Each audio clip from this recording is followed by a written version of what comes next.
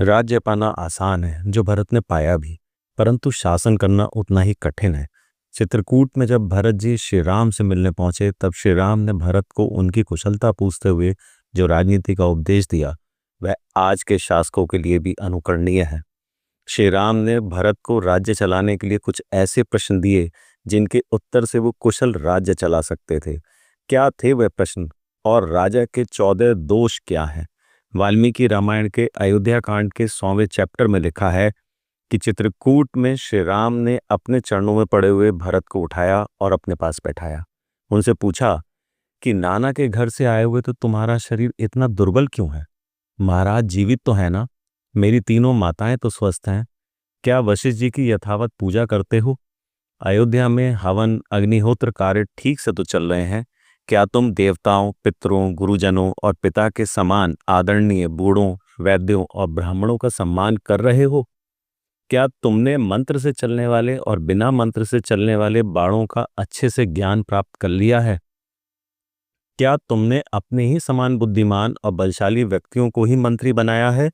और क्या तुम्हारे मंत्री तुम्हारी बात गुप्त रखते हैं? तुम गलत समय में तो नहीं सोते हो? क्या तुम्हारी गुप्त बात शत्रु तक तो नहीं पहुंच जाती? तुम्हारे सब कार्य पूर्ण हो जाने पर ही दूसरे राजाओं को ज्ञात होते हैं? या ऐसा तो नहीं तुम्हारे भविष्य के कार्यक्रमों को वो पहले ही जान जाते हैं?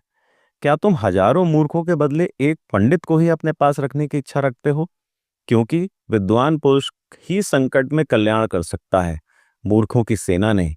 क्या तुम मनुष्यों को उनकी क्षमता के अनुसार ही कार्य देते हो? तुम्हारी प्रजा कठोर दंड से या ज्यादा कर से दुखी तो नहीं है? क्या तुमने अपनी सेना के नायकों को परख लिया है? क्या तुमने शूरवीर, धैर्यवान, बुद्धिमान पुरुष को ही सेनापति बनाया है? क्या सबको समय पर वेतन और भत्ते दे रहे हो? क्या तुम नास्तिक ब्राह्मणों के साथ तो नहीं रहते? यह बुद्धि को खराब कर देते हैं।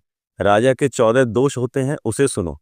नास्तिकता, असत्य भाषण, क्रोध, प्रमाद, दीर्घ सूत्रता, ज्ञानी पुरुषों का संग न करना, आलस्य, पांचों इंद्रियों के वशीभूत होना, राज्य कार्यों में अकेले ही विचार करना, प्रयोजन ना समझना, मूर्खों से सलाह लेना, निश्चित किए हुए कार्य का शीघ्र प्रारंभ न करना, गुप्त मंत्रणा को सुरक्षित न रखना, मांगलिक आदि कार्यों का अनुष्ठान न करना तथा सारे शत्रुओं पर एक साथ चढ़ाई कर देना, यह राजा के 14 दोष हैं। इनका हमेशा परित्याग करो। अंत में श्री राम ने कहा, इस प्रकार धर्म के अनुसार दंड धारण करने वाला विद्वान राजा प्रजा का पालन करके समूची पृथ्वी को अपने अधिकार में कर लेता है तथा देह त्याग करने के पश्चात स्वर्गलोक में जाता है।